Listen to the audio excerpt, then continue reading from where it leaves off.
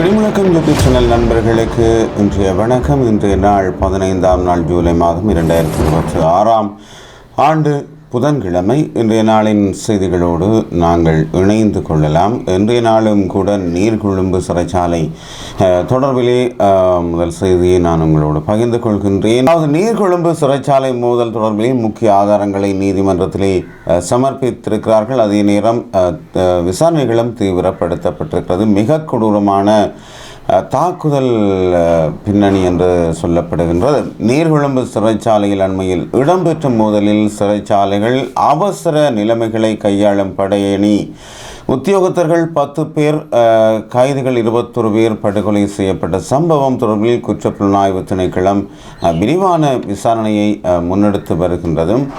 இது தொடர்பான வழக்கு விசாரணை நீர்கொழும்பு நீதவான் சிலானி பெரியரோ முன்னிலையில் நேற்று செவ்வாய்க்கிழமை இடம்பெற்றது.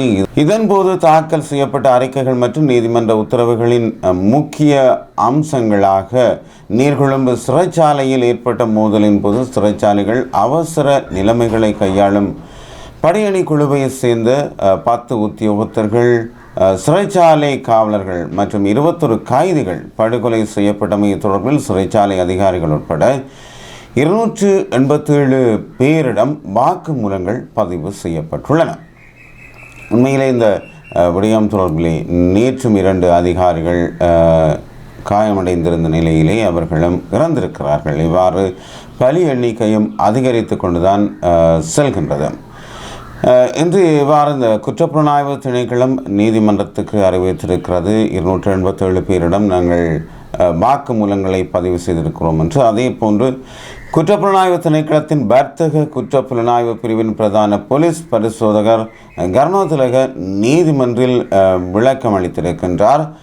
மோதல் சம்பவம் இடம்பெற்ற போது சிறைச்சாலையில் தடுத்து வைக்கப்பட்டிருந்த அனைத்து கைதிகளிடமிருந்தும் வாக்குமூலங்களை பெற வேண்டியுள்ளது. தற்போது இந்த கைதிகள் நாடு முழுவதிலும் உள்ள பல்வேறு சிறைச்சாலைகளில் மாற்றப்பட்டு தடுத்து வைக்கப்பட்டுள்ளார்கள். அவர்களிடம் வாக்குமூலங்களை பதிவு செய்வதற்கு தேவையான வசதிகளை ஏற்படுத்தி தருமாறு சிறைச்சாலைகள் ஆணையாளர் நாயகத்துக்கு உத்தரவிடுமாறு அவர் கோரிக்கை ஒன்றையும் முன்வைத்திருக்கின்றார். இதனை பரிசீலித்திருக்கின்றார் நீதவான் சிலானி பெரியரோ. கைதிகளிடம் வாக்குமூலம் பெற தேவையான வசதிகளை வழங்குமாறு சிறைச்சாலைகள் ஆணையாளர் நாயகத்துக்கு உத்தரவு பிறப்பித்தார். அத்துடன் கடந்த 5 மற்றும் 6ஆம் தேதிகளில் நீர்கொழும்பு சிறைச்சாலையில் இடம்பெற்ற மோதல் தொடர்பில் குற்றப்புலனாய்வு திணைக்களத்தின் வணிக குற்ற பிரிவின் உதவி போலீஸ் பரிசோதகர் கடு ஆராய்ச்சி உள்ளிட்ட அதிகாரிகள் குழுவினர் நீதிமன்றில் மேலதிக அறிக்கை ஒன்றை தாக்கல் செய்திருக்கிறார்கள். தொடர்ந்து மன்றில் பல விடயங்களை முன்வைத்த வணிக குற்றப்பிரிவினர் இந்த கொலை சம்பவங்களுடன் தொடர்புடையதாக அடையாளம் காணப்படும் அனைத்து சந்தேக நபர்களுக்கும் எதிராக கொலை குற்றம், துப்பாக்கிகள் கட்டளை சட்டம் மற்றும் பொது சொத்துக்கள் சட்டம் ஆகியவற்றின் கீழ் வழக்கு தொடரப்படும் என்று குறிப்பிட்டிருக்கின்றார்கள். தண்டனை சட்டக்கோவையின் கீழ் 102, 113, 146, 186, 300, 315, 317, 344 ஆகிய பிரிவுகளின் கீழும் ஏனைய சட்டங்களின் கீழும் குற்றங்கள் இழைக்கப்பட்டுள்ளன. அத்தோடு மனித படுகொலைகளுக்கு பயன்படுத்தப்பட்ட ஆயுதங்களும் தற்போது இருப்பதாக சொல்லியிருக்கின்றார்கள். தோட்டாக்கள் அடங்கிய 60 துப்பாக்கிகள் வழக்கு பொருளாக குறிப்பிடப்பட்டிருப்பதாகவும் சொல்லப்பட்டிருக்கின்றது. வழக்கு பொருள் களஞ்சிய சாலையில் ஒப்படைக்கப்பட்டிருப்பதாகவும் அதற்கமைய வழக்கு விசாரணைக்கு அவசியமான சந்தர்ப்பங்களின் போது அவை நீதிமன்றில் முன்னிலைப்படுத்தப்படும் என்றும் விசாரணை அதிகாரிகள் தெரிவித்திருப்பதாக சொல்லப்பட்டிருக்கிறது. மேலும் விடயங்களை முன்வைத்த அதிகாரிகள் கைதிகள் சிறைச்சாலை வளாகத்தில் பொருத்தப்பட்டிருந்த CCTV கேமராக்களின் DVR இயந்திரங்களை சேதப்படுத்தியுள்ள போதிலும் அதில் இருந்த 2 கணனி வன்வெட்டுக்களை அதிகாரிகள் மீட்டுள்ளதாகவும் சொல்லப்பட்டிருக்கிறது. அவற்றை இரசாயன பகுப்பாய்வுக்காக மொரட்டுவை பல்கலைக்கழகத்தின் கணனி பிரிவுக்கு அனுப்பி வைக்குமாறு அதிகாரிகள் இதன்போது நீதிமன்றத்தில் கோரிக்கை ஒன்றை முன்வைத்திருக்கின்றார்கள். நீதவானும் அதற்கு அனுமதி வழங்கியிருக்கின்றார். மேலும் உயிரிழந்தவர்களின் சடலங்கள் தொடர்பில் சட்ட வைத்திய அதிகாரியால் வழங்கப்பட்ட 3 சுருக்கமான பிரேத பரிசோதனை அறிக்கைகளும் மன்றில் சமர்ப்பிக்கப்பட்டிருக்கின்றன. கொடூரமான தாக்குதல், துப்பாக்கிச் சூட்டு காயங்கள் குறித்து அந்த அறிக்கைகளில் குறிப்பிடப்பட்டிருக்கின்றது. குற்றப்புலனாய்வு திணைக்கள அதிகாரிகள் இந்த மோதல் குறித்து நீதிமன்றில் தெரிவிக்கையில் நீதவான் அவர்களை கடந்த 5ஆம் திகதி காலையிலேயே இந்த சம்பவத்துக்கான ஆரம்ப புள்ளி உருவானது. சிறைச்சாலையின் A1 அறையில் தடுத்து வைக்கப்பட்டிருந்த சுரேஷ் புஷ்பகுமார எனப்படும் கடுவில்லிகம சுரேஷ் என்ற கைதி உடற்பயிற்சி செய்ய வழங்கப்பட்ட நேரம் போதாது என கூறி அதிகாரிகளுடன் வாக்குவாதத்தில் ஈடுபட்டு கலவரம் செய்திருக்கின்றார். இதனால் அவர் எல்பாட்டுக்கு மாற்றப்பட்டிருக்கிறார். அங்கேயும் அவர் மோதலில் ஈடுபட்டமையால் மீண்டும் A1 அறைக்கு கொண்டு வரப்பட்டிருக்கிறார். அங்கு ஏற்பட்ட கடுமையான மோதலில் ஆரம்பத்தில் 2 கைதிகள் உயிரிழந்தமையுடன் 36 பேர் காயமடைந்திருக்கின்றார்கள். இந்த நிலைமையை கட்டுப்பாட்டுக்குள் கொண்டு வர அதிகாரிகள் முயன்றபோது கைதிகள் முழு சிறைச்சாலையின் கட்டுப்பாட்டையும் தமது கைக்குள் கொண்டு வந்திருக்கின்றார்கள். இதனால் அதிகாரிகள் நீர்கொழும்பு போலீசாருக்கும் நீர்கொழும்பு குற்றத்தடுப்பு பிரிவுக்கும் அவசர தகவல் வழங்கியிருக்கிறார்கள். எனினும் சம்பவ இடத்தை சோதனையிடச் சென்ற போலீஸ் அதிகாரிகளை கைதிகள் உள்ளே அனுமதிக்கவில்லை. மறுநாள் வரை சிறைச்சாலை கைதிகளின் கட்டுப்பாட்டிலே தான் இருந்திருக்கிறது. இதனால் சிறைச்சாலை அதிகாரிகள் கொழும்பிலிருந்து 89 சிறைச்சாலை போலீஸ் உத்தியோகத்தர்களை வரவழைத்திருக்கிறார்கள். அந்த காலப்பகுதியில் சிறைச்சாலையில் மொத்தம் 2417 கைதிகள் இருந்திருக்கின்றார்கள். 162 தண்டனை பெற்ற கைதிகளும் 2255 விளக்க மறியல் கைதிகள், இதில் பெண்கள் 161 பேர் அடங்குகின்றார்கள். அத்துடன் 161 சிறைச்சாலை ஊழியர்கள் கடமையிலே இருந்திருக்கிறார்கள். மொத்தம் 16 கைதிகள் அறைகள் காணப்படுகின்றன. கடந்த 6ஆம் தேதி காலை உணவு வழங்க சென்றபோது அதிகாரிகளை உள்ளே வர வேண்டாம், உடனடியாக இங்கிருந்து வெளியேறுங்கள் என்று கைதிகள் எச்சரித்திருக்கிறார்கள். அன்றைய தினம் காலை 10:30 மணிக்கும் 10:50 மணிக்கும் இடைப்பட்ட நேரத்திலேயே மீண்டும் மோதல் ஏற்பட்டிருக்கின்றது. இதன்போது கைதிகள் நீர்கொழும்பு சிறைச்சாலை அதிகாரிகளை தாக்க தொடங்கியிருக்கிறார்கள். அதிகாரிகள் ஓடி வந்து இரும்பு வலைக்கதவு வழியாக தப்பித்து கொண்டிருக்கிறார்கள். ஆனால் மோதலை கட்டுப்பாட்டுக்குள் கொண்டு வர முயன்ற சிறைச்சாலைகள் அவசர நிலைமைகளை கையாளும் படையணி குழு உத்தியோகத்தர்களுக்கு வலைக்கதவு பக்கமாக ஓடி வந்து தப்புவது குறித்து போதிய பரிச்சயம் இன்மையால் அவர்கள் உள்ளேயே மாட்டிக்கொண்டிருக்கிறார்கள். அங்கே கைதிகள் அவர்களை கொடூரமாக தாக்கியுள்ளனர். கைதிகள் சிறைச்சாலையின் ஆயுத களஞ்சியத்தை உடைத்து துப்பாக்கிகளை எடுத்து சுடத் தொடங்கிய பின்னரே போலீஸ் விசேட அதிரடிப்படையினர் பதில் துப்பாக்கி பிரயோகம் மேற்கொண்டிருக்கின்றார்கள்.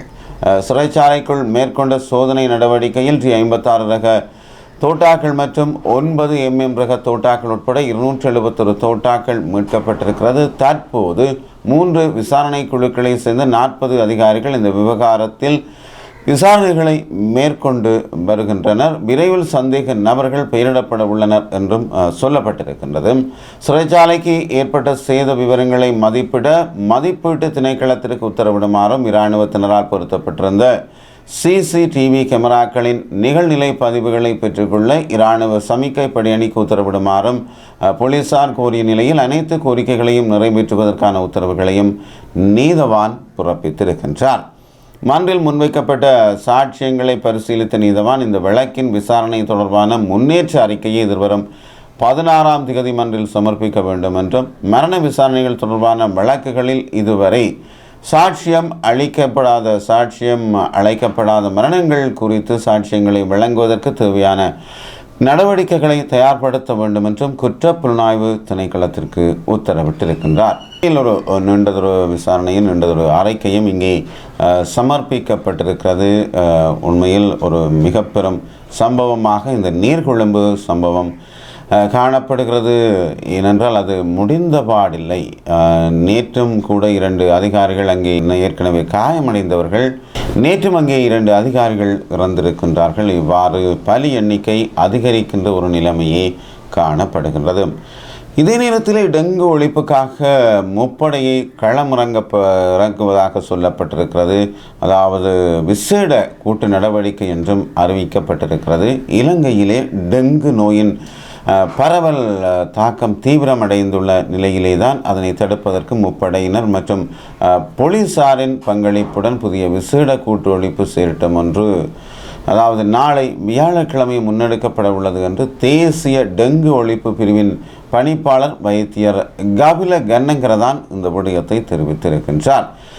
நாட்டில் இதுவரையான காலப்பகுதியில் மொத்தம் 69,951 டெங்கு தொற்றாளர்கள் பதிவாகியுள்ளனர் என்றும் அவர் குறிப்பிட்டிருக்கிறார். இந்த ஜூலை மாதத்தில் மாத்திரம் 14,572 நோயாளர்கள் அடையாளம் காணப்பட்டிருக்கின்றார்கள். டெங்கு தொற்று காரணமாக இதுவரை 48 மரணங்களும் சம்பவித்திருப்பதாகவும் அவர் சொல்லியிருக்கின்றார். தற்போது மேல் மாகாணத்திலேயே அதிகளவிலான தொற்றாளர்கள் பதிவாகி வருகின்றதாகவும், ஆரம்பத்தில் கொழும்பு மாவட்டத்தில் பாதிப்பு அதிகமாக இருந்த போதிலும் தற்போதைய நிலவரப்படி கம்பகா மாவட்டத்திலேயே அதிகளவான தொற்றாளர்கள் பதிவாகி உள்ளதாகவும் அவர் தெரிவித்திருக்கின்றார். உண்மையில் இந்த டெங்கு ஒரு நீண்டதொரு பிரச்சனையாகவே இருந்து கொண்டிருக்கின்றது. அது தொடர்பாக நீண்ட நாட்களாக இந்த பரிசோதனை நடவடிக்கைகள் முன்னெடுக்கப்பட்டு கொண்டிருக்கின்றது. இலங்கையின் ஜனாதிபதி அனுரகுமார திசாநாயக்க அவர்களின் பிரான்ஸ் விடயம் தொடர்பிலே பல்வேறு சந்தேகங்கள், கருத்துக்கள் எல்லாம் எழுப்பப்பட்டு வந்திருக்கின்றது. அந்த விடயம் தொடர்பை பார்த்தால், ஜனாதிபதி அனுரகுமார திசாநாயக்கவின் பிரான்ஸ் விஜயமானது தூதுக்குழுவின் உறுப்பினர் ஒருவருக்கு விசா மறுக்கப்பட்டதன் காரணமாக ஒத்தி வைக்கப்பட்டுள்ளதாக சமூக ஊடகங்களில் பரவி வரும் செய்திகளை அரசாங்கம் மறுத்திருக்கின்றது. அமைச்சரவை ஊடக பேச்சாளர் நலிந்த திசாநாயக்க தான் இந்த விடயத்தை தெரியப்படுத்தி இருக்கின்றார். அமைச்சரவை தீர்மானங்களை அறிவிக்கும் ஊடகவியலாளர் சந்திப்பில் கலந்து கொண்டுதான் அவர் இந்த விடயத்தை தெரிவித்திருக்கின்றார். விளம்பி போன்ற கருத்துக்களை தெரிவிக்கின்ற அந்த நேரத்திலே தான் அவர் இந்த விடயத்தையும் தெரியப்படுத்தி இருக்கின்றார். இந்த விஜயத்திற்கான திகதிகள் பிரான்ஸ் மற்றும் இலங்கை இடையிலான ராஜதந்திர பேச்சுவார்த்தைகளின் பின்னர் அறிவிக்கப்படும் என்றும் அவர் சொல்லியிருக்கின்றார். சமூக ஊடகங்களிலே பகிரப்படும் தகவல்கள் எப்போதும் நம்பகமானவை அல்ல என்று சுட்டிக்காட்டிய அமைச்சர், இவ்வாறான செய்திகளை உருவாக்குபவர்கள் மற்றும் பரப்புபவர்கள் யார் என்பது குறித்து அவதானம் செலுத்த வேண்டும் என்றும் அவர் குறிப்பிட்டிருக்கின்றார். இரு தரப்பினருக்கும் வசதியான கால அட்டவணை குறித்து ராஜதந்திர மட்டத்தில் உடன்பாடு எட்டப்பட்ட பின்னர் அதிகாரபூர்வமாக அறிவிக்கப்படும் என்று அவர் தெரிவித்திருக்கின்றார். இது உண்மையில் ஒரு அரசு சம்பந்தப்பட்ட விடயங்களிலே அவர்கள் ஒரு நேர்மையான அல்லது அது மறுப்பு இல்லாத ஒரு நிகழ்வாக இருக்கும். இதிலே நாங்கள் அவதூறான அல்லது தேவையற்ற கருத்துக்களை பதிவிடுவது என்பது உண்மையில் அது ஒரு முரணான விடயமாகத்தான் இருக்கும் என்று நானும் எதிர்பார்க்கின்றேன், இல்லையா? தமிழ் பேசும் 6 கட்சிகளின் கூட்டணிக்கு கடற்றொழில் அமைச்சர் சவால் விடுத்திருக்கின்றார். எத்தனை கூட்டணிகள் அமைத்தாலும் தேசிய மக்கள் சக்தி அரசாங்கத்தை உங்களால் ஒருபோதும் அசைக்கவே முடியாது என்றுதான் அவர் சொல்லி இருக்கின்றார். ராமலிங்கம் சந்திரசேகர் கடற்றொழில் அமைச்சர் அவர்கள்தான் இந்த சவாலை விட்டிருக்கின்றார். யாழ்ப்பாணம் தெல்லிப்பளை புற்றுநோய் வைத்தியசாலையில் புதிதாக அமைக்கப்பட்ட கட்டிட திறப்பு விழாவிற்கு அவர் சென்ற போதுதான் தமிழ் முஸ்லிம் கட்சிகளின் புதிய கூட்டுத் தொடர்பில் ஊடகவியலாளர்கள் எழுப்பிய கேள்விக்குத்தான் அவர் இவ்வாறு பதிலளித்திருக்கின்றார்.